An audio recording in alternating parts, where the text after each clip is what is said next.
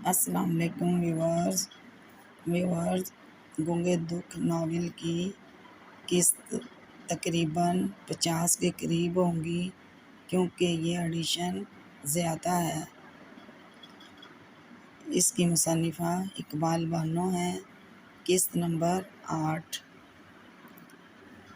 کمرہ نیم تاریکی میں ڈوبا ہوا تھا۔ حلیمہ بی بی بڑے سے رنگین پایوں والے پلنگ پر دراز تھی۔ سالیہ ان کی پائنتی پر بیٹھی تھی۔ انہوں نے حلیمہ بی بی کے گورے گورے پاؤں گود میں رکھے ہوئے تھے اور ہولے ہولے دبا رہی تھی۔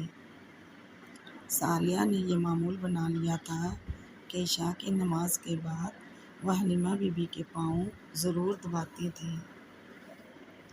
اس طرح ظالم وقت کا ناگ رہ رہ کر ڈستا نہیں تھا۔ مصروف رہنے کے لیے سالیہ یہی کرتی تھی۔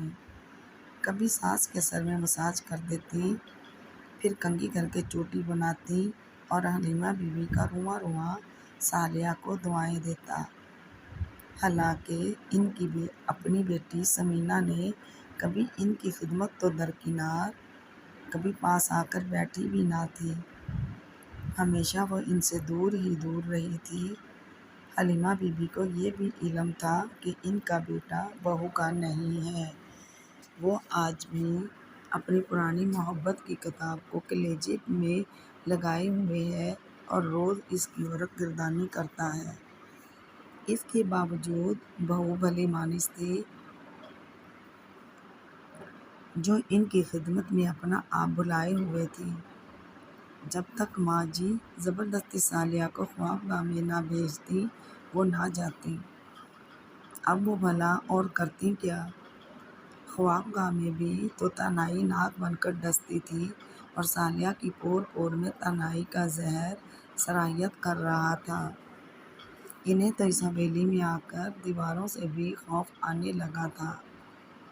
خصوصاً اپنی خوابگاہ تو سالیہ کو طلسم کدہ لگتی تھی، جس میں انہیں اپنا وجود جکڑا ہوا محسوس ہوتا، روح پھڑ پھڑاتی رہتی۔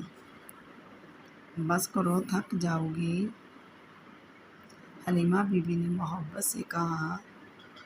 میں نہیں تھکتی ماں جی، آپ کے پاؤں دبانا اچھا لگتا ہے مجھے۔ میں کتنی بار آپ کو بتاؤں، سالیہ نے ہولے سے کہا تو وہ مسکرا دیں۔ ماں جی، آخر رضا مجھ سے اس قدر نفرت کیوں کرتے ہیں؟ سالیہ نے اپنے دل میں مچلتا سوال کر دیا۔ اچھا ہے تم نے اس کی محبت نہیں دیکھی، حلیمہ بی بی نے شکر کے انداز میں کہا۔ کیوں ماں جی؟ سالیہ نے حیرت سے پوچھا۔ محبتوں سے نفرت کی طرف آنا آگ کا دریا عبور کرنے کے برابر ہی ہے دی رانی۔ ماں جی، پلوں میں چند خوشگوار دن بندھے ہوں تو زندگی سہل ہو جاتی ہے۔ سالیہ نے کہا، تمہیں پتہ نہیں، ہر لمحہ عذاب بن جاتا ہے۔ ان خوشگوار دنوں کو یاد کرتے کرتے حلیمہ بی بی کے لہجے میں دکھ بول رہے تھے۔ ماں جی، آپ اس قدر دکھی کیوں ہیں؟ اور آپ نے مجھے یہ کیوں کہا تھا کہ اس گھر میں آنے والی بہو اپنی تنہائیوں سے لڑتی ہے، نہ کہ اپنے شوہر سے؟ مجھے اس جملے کا مطلب سمجھا دیجیے۔ سالیہ نے کب سے دل میں مچلتا سوال کر دیا۔ میں تفسیر ہوں اس جملے کی دی رانی۔ کیا مطلب؟ سالیہ کے لہجے میں حیرت کی آندھیاں چلنے لگیں۔ میں نے بھی گھٹ گھٹ کر عمر بتا دی، 4 دن کی چاندنی زندگی میں آئی تو بس اس چاندنی کی چادر کی بکل مار لی۔ ان کی آواز بھرا گئی۔ پلیز ماں جی، آپ مجھے سب کچھ بتا دیں، سالیہ نے ملتجی انداز میں کہا۔ میں چاہتی ہوں کہ مجھ میں آپ جیسا حوصلہ آ جائے۔ آپ نے تو 4 دن کی چاندنی کی بکل مار لی تھی، اس چادر میں خود کو سمیٹ لیا۔ مگر میرے نصیب میں تو وہ 4 دن بھی نہیں آئے۔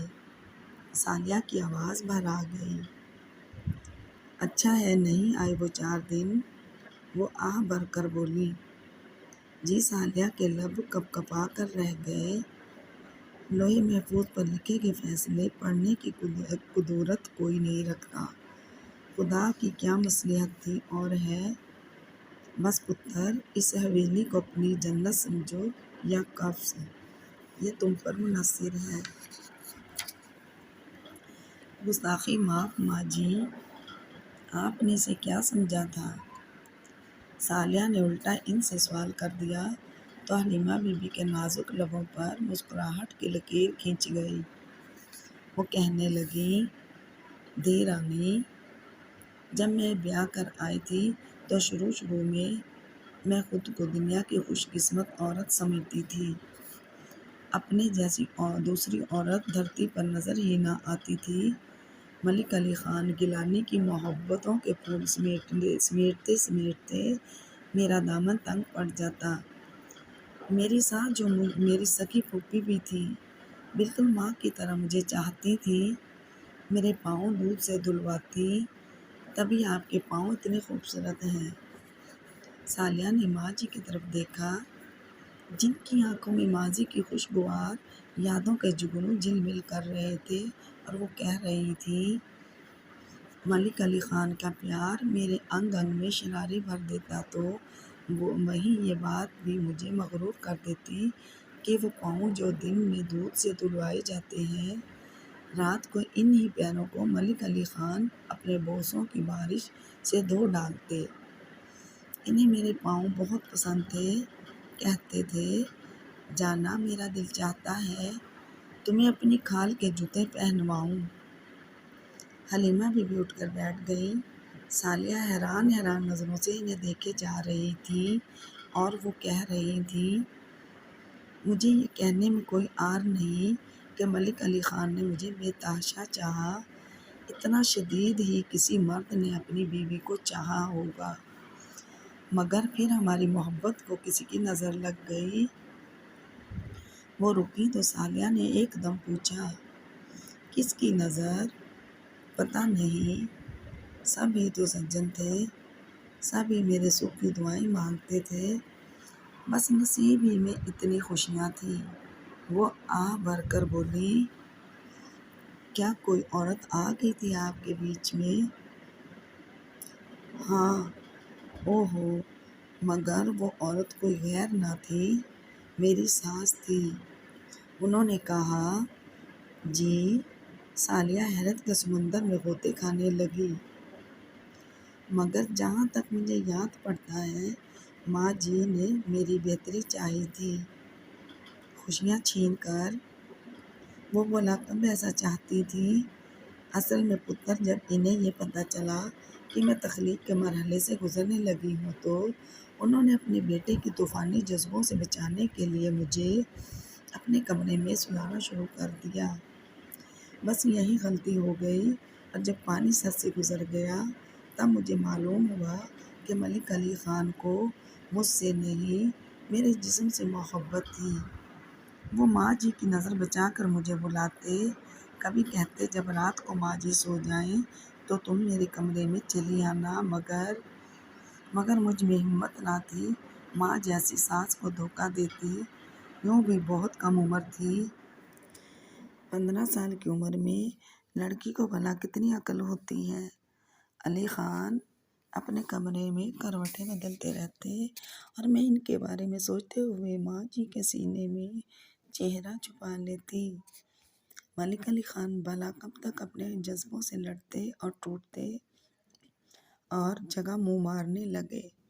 یوں صرف 6 ماہ میں وہ مجھ سے اتنی دور چلے گئے کہ پھر وہ میرے قریب نہ آ سکے، حتیٰ کہ رضا کی کلکاریاں بھی انہیں میرا نہ بنا سکیں۔ ان کا زیادہ وقت ڈیرے پر ہی گزرتا۔ رات کے بچے کچے پہر میرے نصیب نے پلو میں باندھ دیے۔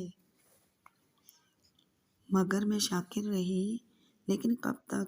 ایک روز میری زبان سے شکوہ پھسل پڑا کہ اتنی محبتیں پانے کے بعد اتنا تو میرا حق تھا کہ اپنے حقوق کے لیے آواز اٹھاتی، مگر وہ رکی، مگر مگر کیا ماں جی؟ سالیہ جو دم سادے ان کی باتیں سن رہی تھی جلدی سے بولی، بس وہ پہلا اور آخری شکوہ تھا جو میں نے کہا اور جو کچھ مجھے ملک علی خان نے کہا سن کر میں سہمی ہوئی کبوتری کی طرح ہو کر رہ گئی۔ کیا کہا تھا انہوں نے؟ ہاں، تمہیں بتانا بہت ضروری ہے سالیہ کہ تم نے بھی وہی راہ چنی ہے جس پر میں چلی۔ تمہیں بھی میری طرح اپنی تنہائیوں سے لڑنا ہے اور اپنے بچوں سے بہلنا ہے۔ اس ظالم نے تو مجھ سے بچے بھی چھین لیے تھے۔ کیسے ماں جی؟ بورڈنگ ہاؤس میں رہے رضا اور سمینا، چھٹیوں میں ملک علی خان انہیں پرفضا مقامات پر بھیج دیتے اور میں جو اپنے بچوں کی چھٹیوں کے انتظار میں دن گزارتی تھی، مگر وہ دن نہ آتے جو ملن کی خوشبو میں لپٹے ہوتے۔ پھر شاید انہیں مجھ پر ترس آتا، رضا اور سمینا ایک آدھ ہفتے کے لیے آ جاتے، پھر واپس بورڈنگ ہاؤس چلے جاتے۔ میرے قصور کی کتنی بڑی سزا مجھے دی تھی۔ 6 ماہ میں علی خان کے ساتھ اس کے بستر پر نہیں سوئی تو اس نے مجھ سے سب کچھ چھین لیا۔ ان کی آواز بھر آ گئی اور کب کے رکے آنسو ان کی پلکوں کا بند توڑ کر گالوں پر لڑھک آئے۔ ماں جی پلیز آپ مت روئیں۔ سالیہ نے اپنے دوپٹے سے ان کا چہرہ صاف کیا تو انہوں نے ان کے ہاتھ تھام لیے۔ ہاں، تو میں تمہیں بتا رہی تھی کہ میں نے جب آواز احتجاج بلند کی تو ملک علی خان نے نہایت تند لہجے میں کہا تھا کہ آئندہ میں نے اگر ان کے رنگ میں بھنگ ڈالنے کی کوشش کی تو 3 طلاقوں کا طوق وہ میرے گلے میں ڈال دیں گے۔ نہیں، سالیہ پوری جان سے کانپ کر رہ گئیں اور حلیمہ بی بی طویل سانس لے کر رہ گئیں۔ بس پتر، میں نے پھر منہ سے بھاپ نہ نکالی۔ مجھے پتہ ہے اپنے خاندان اور معاشرے کی رسموں کا، طلاق یافتہ عورت سے کیا سلوک کیا جاتا ہے۔ مرد کو کوئی کچھ نہیں کہتا، کتنا بھی اس کا قصور ہو۔ ہر دور میں عورت ہی قصوروار گردانی جاتی ہے کہ نباہ نہیں کر سکی۔ حالانکہ جب علی خان نے مجھ سے منہ پھیرا تو میرے ذہن نے کہا تھا کہ زندگی ختم کر لے حلیمہ، مگر سالیہ پتر، مجھے زندگی سے پیار ہو گیا تھا کیونکہ میرا بیٹا تھا۔ میں نے سارے دکھ اپنے بیٹے کی خاطر سہنے کا فیصلہ کر لیا تھا۔ اس قفس کی خاطر سب سہنا چاہتی تھی جہاں میں بیاہ کر آئی تھی۔ ہاں، یہ حویلی نہیں، میرے لیے قفس تھا۔ پھر تو مجھے اس پنجرے سے عشق ہو گیا کہ میں مایوس جو ہو گئی تھی۔ پھر قدرت نے پورے 7 برس بعد چونگے میں سمینا دے دی۔ یہ سب تجھے اس لیے بتا رہی ہوں کہ مجھے پتہ ہے رضا کب آتا ہے، تیرے ساتھ اس کا کیا رویہ ہے۔ بس پتر، ایک چپ سوچ، یہ یاد رکھ، یہی تیرا گھر ہے، اسے چاہیے تم قفس سمجھو یا جنت۔ انہوں نے سالیہ کو کھینچ کر سینے سے لگایا اور مہربان سینہ کیا ملا کہ سالیہ بلک ہی تو پڑی۔ ایک دن رضا ضرور لوٹ کر آئے گا، دیکھنا تم۔ کیا بابا جی لوٹ آئے تھے؟ سالیہ نے سر اٹھا کر ان کی طرف دیکھا تو ان کی آنکھوں میں اڑتی خواہشوں کی دھول سے سالیہ کا دل کٹ گیا۔ کیا عورتوں کے دکھ بھی ایک سے ہی ہوتے ہیں؟ سب عورتیں ایک سی ہوتی ہیں۔ مرد کے پاؤں کی جوتی۔ حوصلہ کرو، خدا کبھی نہ کبھی تو حالات بدلے گا۔ حلیمہ بی بی بہو کو تسلیاں دے رہی تھی۔ کیا حوصلہ تھا، وہ خود زخم تھی مگر بہو کے زخموں پر مرہم رکھ رہی تھی۔ انہوں نے سالیہ کو اپنی کتابی زندگی کے مختصر حالات بتا دیے تھے، چند اوراق پڑھا دیے تھے جو سالیہ کے کام کے تھے۔ انہوں نے کسی طرح محبتوں کے پھولوں بریسی سے نفرتوں اور کج ادائیوں پر پرخار وادی کا سفر طے کیا تھا۔ بے شمار آبلے ان کے خوبصورت ریشم جیسے پیروں میں پڑے تھے اور ملک علی خان جو کبھی ان پیروں کو چومتے تھے اب انہیں ان بلوری پاؤں سے کانٹے چننے کی فرصت ہی نہ ملتی۔ وہ تو بازاری عورتوں کے لب لالین سے شیرینیاں پیتے رہے اور بے خود ہوتے رہے، ہوش میں رہ کر بھی حسینوں کے جلووں میں مدہوش ہوتے رہے، اور حلیمہ بی بی کی آنکھیں لہو برساتی رہیں اور وہ خون کے گھونٹ پی پی کر دن بتاتی رہیں۔ ساون کی آمد تھی، آموں کے پیڑوں پر کوئل کوک رہی تھی اور پپیہے کی پی ہو دل میں نئے ارمان جگا رہی تھی۔ آوارہ اڑاتے بادلوں کی ہلکی ہلکی پھوار نے موسم کو اور بھی دلکش کر دیا تھا، اور نادر خان تو اس موسم کا دیوانہ تھا۔ مگر موسم کی دلکشی بھی اس وقت بھاتی ہے جب دل خوش ہو۔ باہر کے سارے موسم کی خوبصورتی دل کے موسموں کی مرہون منت ہوتی ہے۔ دل خوش ہو تو سارا جہاں خوش لگتا ہے، ہر طرف رنگینیاں بکھری نظر آتی ہیں۔ کتنی عجیب بات ہے یہ دل جو گوشت پوست کا ننھا سا لوتڑا ہے مگر اپنے اندر ایک دنیا آباد رکھتا ہے۔ خوشی اور غم کا ہر احساس اس میں موزوں ہے، ہر قسم کی لہر اس میں اٹھی ہے اور پورے وجود پر چھا جاتی ہے۔ نادر اب میں تمہیں دوبارہ بلانے نہیں آؤں گی کھانے کے لیے، سعیدہ نے خفگی سے کہا تو بیڈ پر آڑا ترچھا لیٹا نادر اٹھ کر بیٹھ گیا اور لبوں پر شوخ تبسم سجاتے ہوئے بولا، آپ 1000 مرتبہ آئیں گی۔ کیوں؟ سعیدہ نے پوچھا۔ اس لیے کہ میں آپ کا بھائی ہوں، وہ لفظ بھائی پر زور دیتا ہوا بولا۔ بھائی ہو اور ستاتے بھی ہو؟ سعیدہ نے محبت پاش نظروں سے اسے دیکھا۔ بھائیوں کا تو زیادہ حق بنتا ہے ستانے کا۔ نادر نے سعیدہ کے گلے میں بازو پرو دیے اور اس کی پیشانی سے اپنی پیشانی ٹکرا دی۔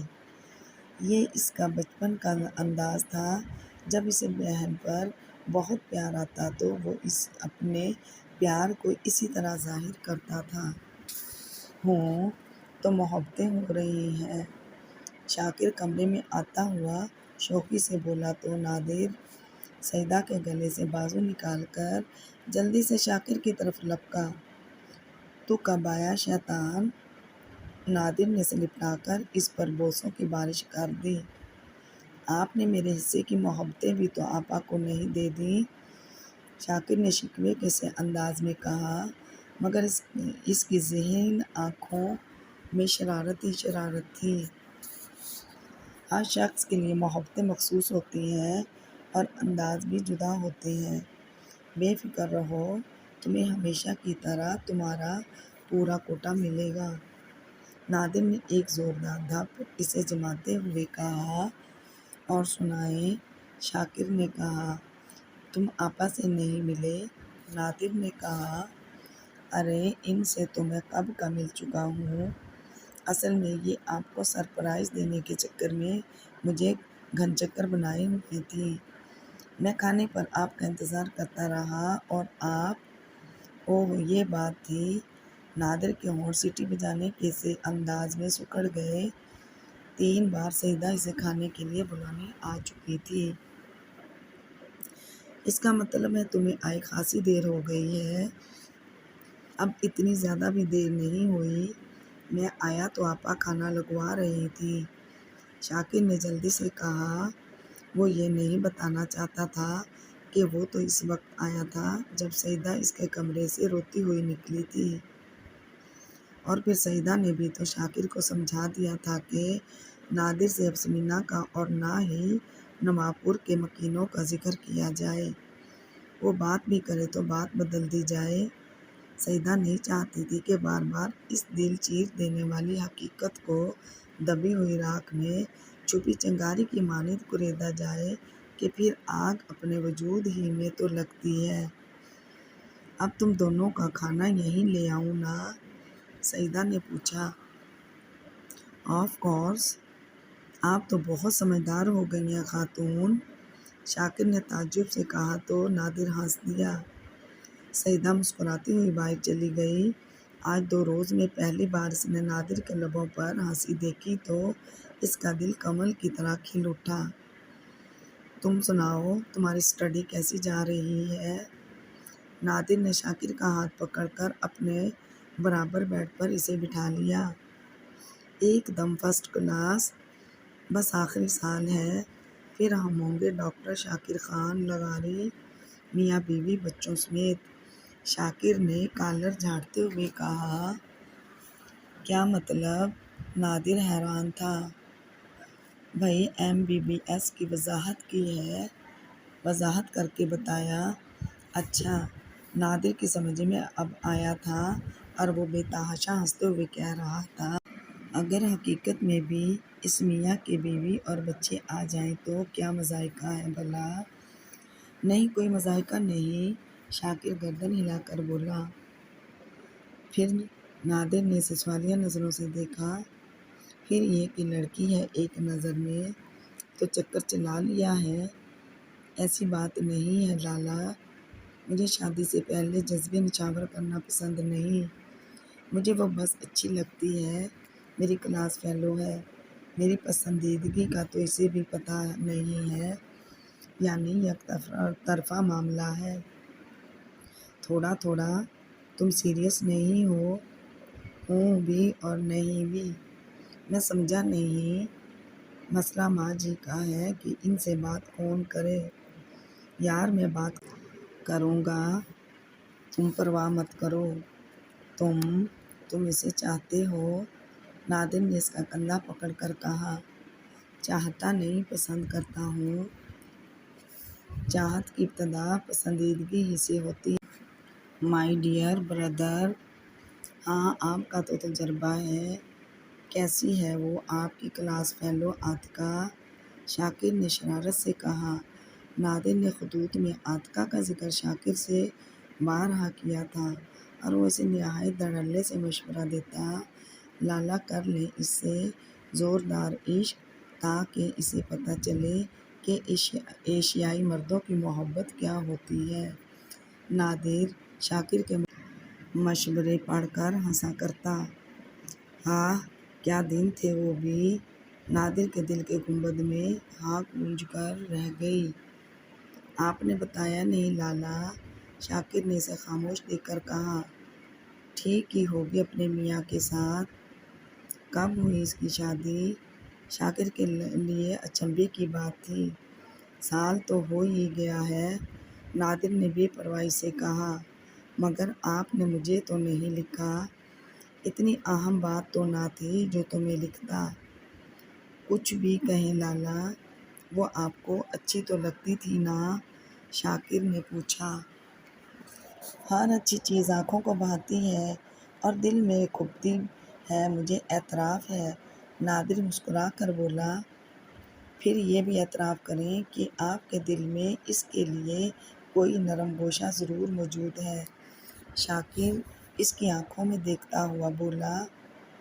نادر نظریں چرا کر رہ گیا۔ میں غلط باتوں کا اعتراف نہیں کر سکتا شاکر، آپ مجھ سے، شاکر نے کہنا چاہا مگر نادر نے اس کی بات کاٹ کر سختی سے کہا۔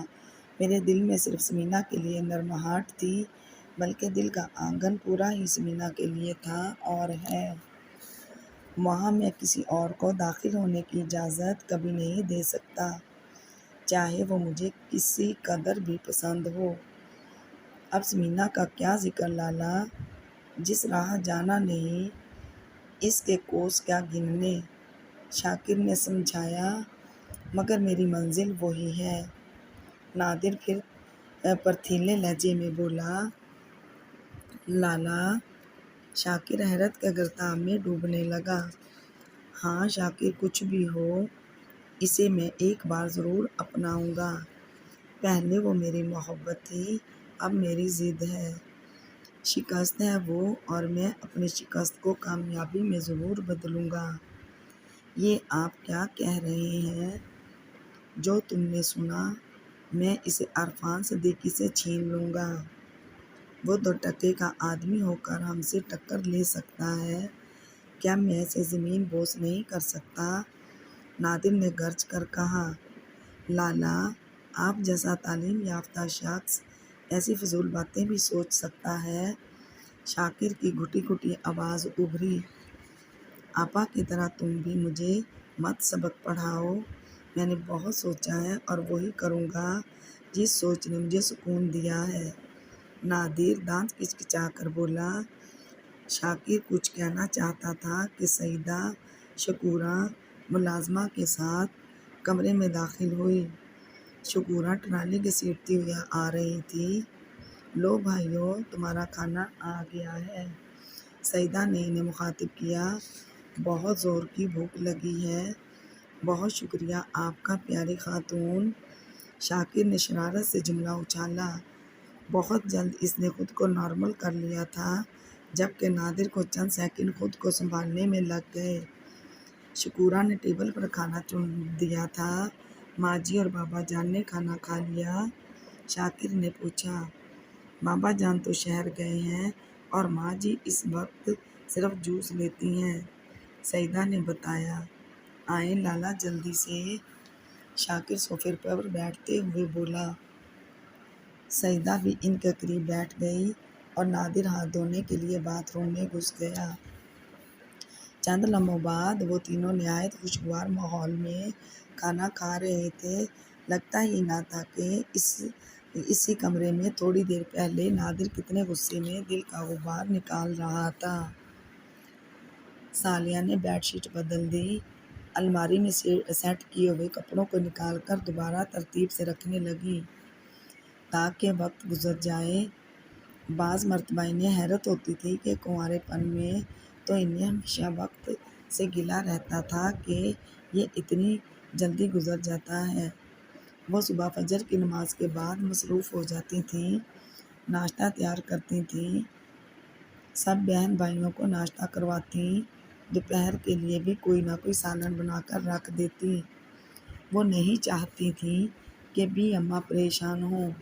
پھر اسکول چلی جاتی، دوپہر کو واپسی ہوتی تو کھانا کھا کر بس آدھا گھنٹہ ہی لیٹ پاتی، پھر ٹیوشن پڑھنے والے بچے آ جاتے، اسی میں شام ہو جاتی۔